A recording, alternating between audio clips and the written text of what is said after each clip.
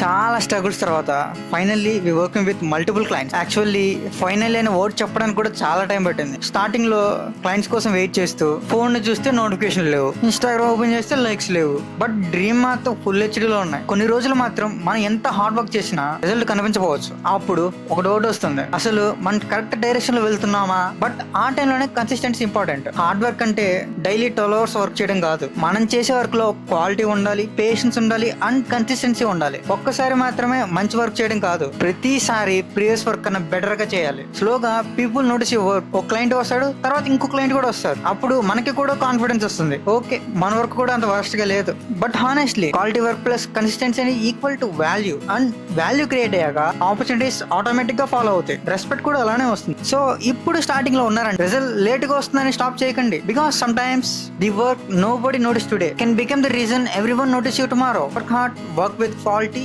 Stay consistent and కొంచెం patience కూడా maintain చేయండి. ఎందుకంటే సక్సెస్ కూడా ప్రాసెసింగ్ టైం ఉంటుంది. So this is not the end, this is just part 1 of building my own work.